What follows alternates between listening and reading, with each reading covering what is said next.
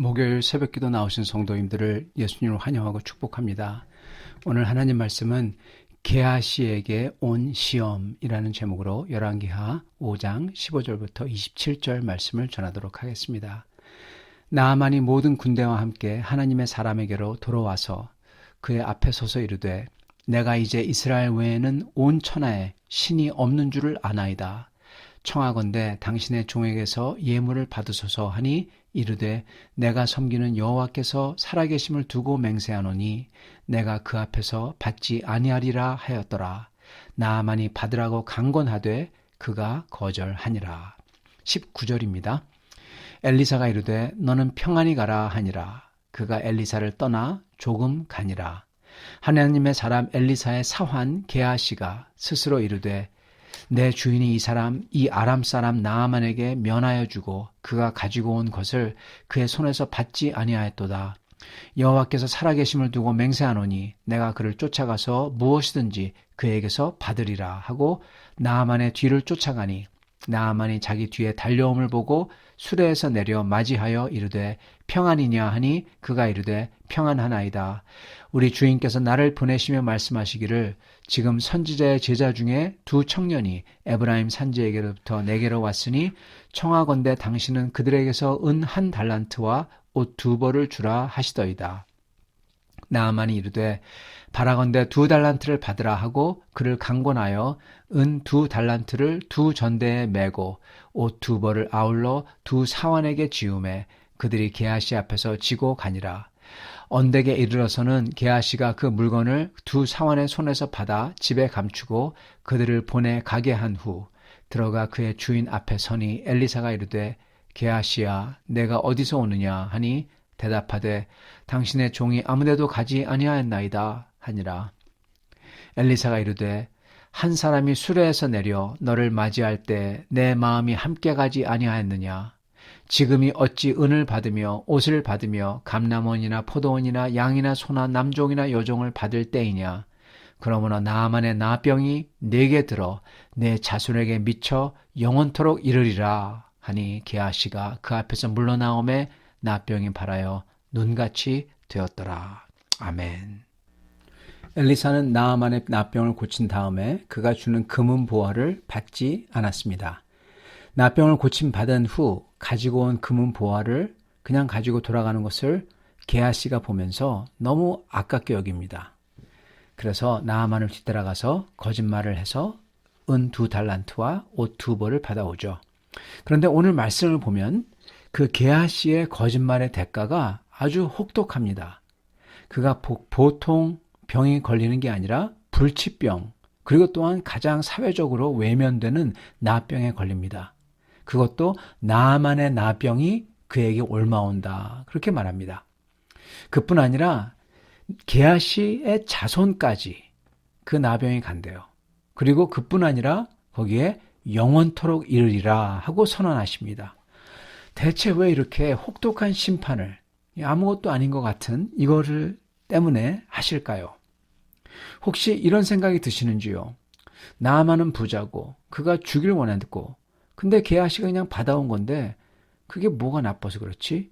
사실 게하시는 누구에게도 피해 준 것도 아니잖아. 그게 뭐 그리 나빠서 이랬을까? 그냥 까짓거 거짓말 한번 한 건데 왜 그것 가지고 그렇게 큰 심판을 하실까? 이런 생각입니다. 중요한 것은 게하시가 심판을 받았다는 겁니다. 그것도 아주 큰 심판을 받았다는 겁니다. 이 심판은 거의 여호수아서에 나오는 아간의 심판, 아간과 그의 가족 전체가 다 멸망당하는 그러한 것과 거기에 준하는 심판입니다.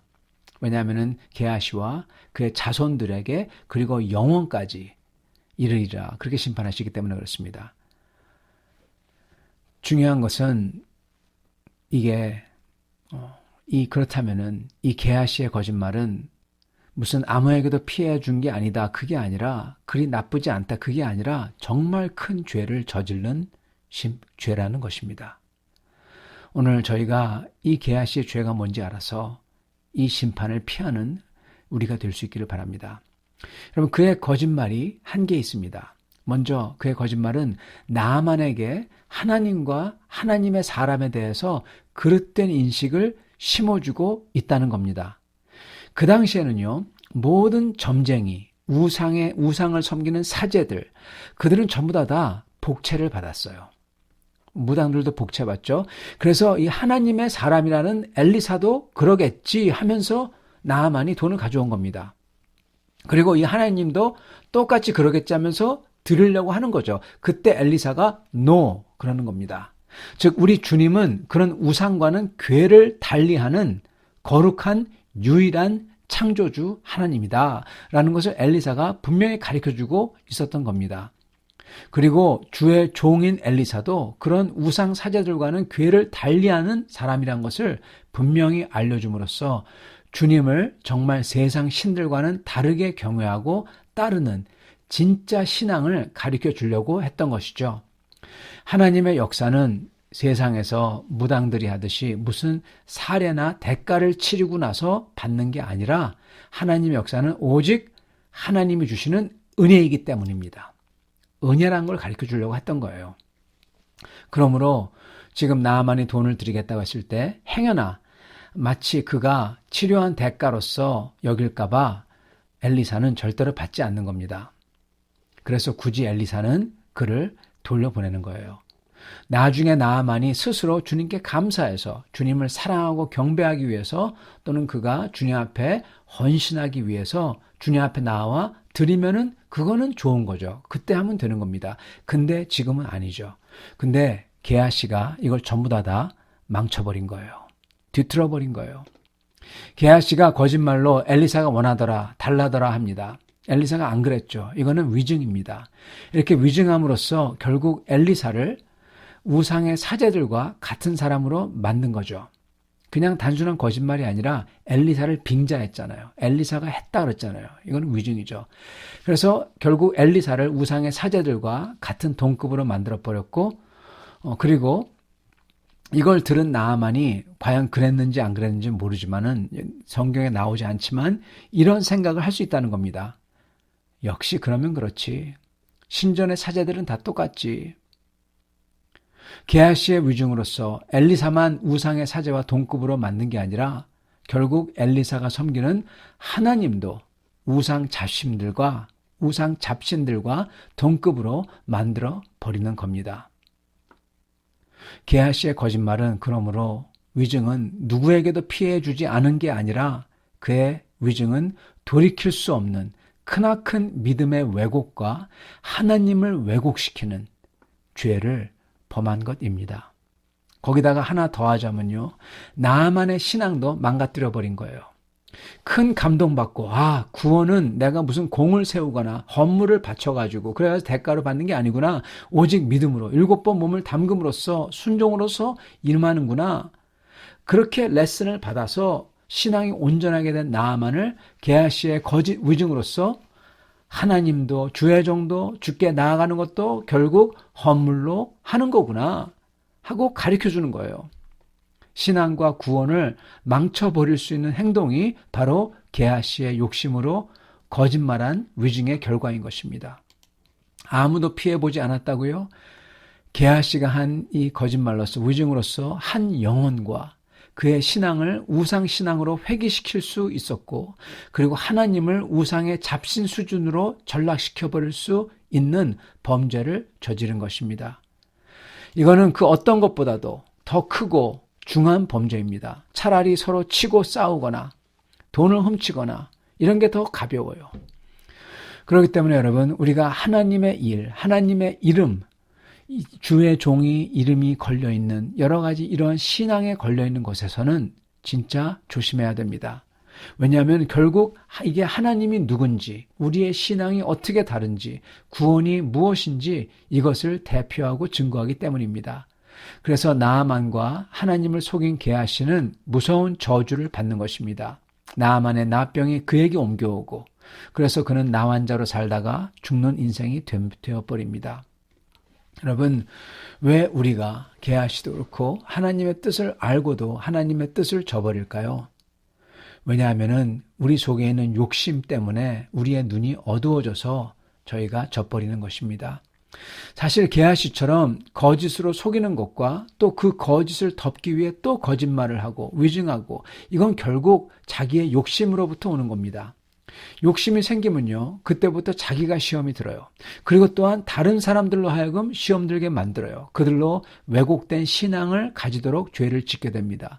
근데 성도일수록 그가 부리는 욕심은 더 큰 파괴력을 가지게 되는 시험을 만든다는 것입니다. 주님을 섬긴다면서 또는 크리스찬이라고 빙자하면서 저희가 저지르는 우리의 욕심은 더욱더 주님의 영광을 가리고 교회를 파괴하고 다른 영혼을 시험 들게 하는 힘이 크다는 거예요. 그렇기 때문에 우리는 더욱더 조심해야 되고 주님을 알면 알수록 저희의 욕심을 버려야 된다는 것입니다. 누가복음 7장 30절에 보면 바리새인과 율법 교사들은 그의 세례를 받지 아니하므로 그들 자신을 위한 하나님의 뜻을 저버리니라 라고 기록되어 있습니다. 바리새인들과 율법 교사들은 자기들이 가장 율법적으로 사는 것처럼 생각하고 위장했지만 결국 그들은 권력욕, 교만, 우월함 등 물적, 사회적, 관계적인 욕심에 눈이 어두워서 스스로 하나님의 뜻을 저버렸다는 것입니다. 바리새인과 율법 교사들도, 나병이 옮게 된 게하시도, 그리고 여리고에서 금은 보화를 훔쳐서 아이성에서 패배하게 하고 나중에 자기와 가족이 다 죽게 되는 아간도, 전부 다 욕심의 눈이 어두워 망하는 사람들이라는 것입니다.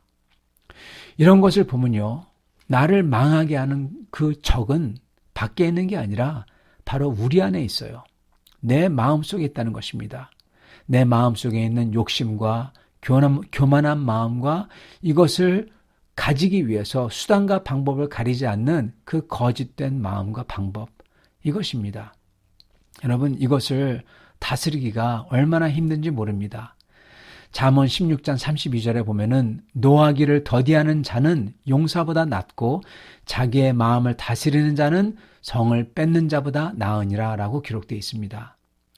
사랑하는 성도 여러분, 오늘 우리 안에 있는 이 욕심과 교만과 혈기와 탐욕을 떨쳐버림으로써 우리는 절대로 이 거짓말로써 이것을 이루고 수단과 방법을 가리지 않고 이것을 가지려고 하지 않고 이것을 떨쳐버리고, 절대로 저희는 주님을 우상들과 동급으로 만드는 그러한 일들을 저희가 피하고 교회와 성도들을 세상 사람들과 같이 만드는, 그렇게 파괴하는 탐욕스럽고 거짓된 행동을 피해야 될 것입니다. 저희는 다만 크고 거룩한 주님의 나라와 유산을 바라보면서 저희가 기도하며 살아야 될 것입니다. 그래서 어떤 세상 욕심보다도 더 큰, 더 좋은 위대한 주님의 나라와 거룩한 사랑을, 그것을 소망하고 그리고 거룩한 사랑을 받고 사는 우리가 되도록 해야 되겠습니다. 이때 그 나라와 그 사랑에 비교하면은 이 세상 욕심과 교만과 탐욕은 아무것도 아니기 때문에 그냥 버릴 수 있게 됩니다. 그래서 거짓말이나 위증이나 이상한 수단을 쓸 필요가 없어요. 그래서 이렇게 교만과 욕심을 버리는 순간, 포기하는 순간 마음이 편해집니다. 그리고 사심없이 모든 분들을 대할 수 있고 모든 일을 할 수 있게 됐습니다. 그리고 솔직해질 수 있습니다. 가져도 좋고 안 가져도 좋고 저희는 온전히 주님만 바라볼 수 있게 된 것입니다. 이렇게 사시는 성도들이 다 될 수 있기를 축원합니다. 아멘. 주님, 저희가 이 세상에서 가져도 좋고 안 가져도 좋고 이 세상 것에 얽매이지 아니하며 저희의 눈을 주님 나라에 돌려 주님 나라를 소망하며 주님 나라를 위해 살고 또한 죽을 수 있는 저희가 될 수 있도록 도와주시옵소서. 주님, 저희가 이 세상의 욕심에, 그게 명예욕이든 무력이든 우리의 교만을 추켜 세우는 것이든 주님, 저희의 체면이든 이것 때문에 저희가 거짓말을 하고 위증을 하고 그리고 큰 죄를 저질러서 하나님의 명예를 깎아내리고 교회를 깎아내리고 그리고 성도들에게 시험을 주는 그러한 자가 되지 않게 하여 주시옵시고, 주님, 오직 저희가 그것을 피하며 주님 앞에서 솔직하게 정직하게 그리고 주님의 나라를 위해서 주님의 큰 소망을 가지고 사는 성도를 되게 하여 주시옵소서. 예수 그리스도 받들어 기도드리옵나이다. 아멘.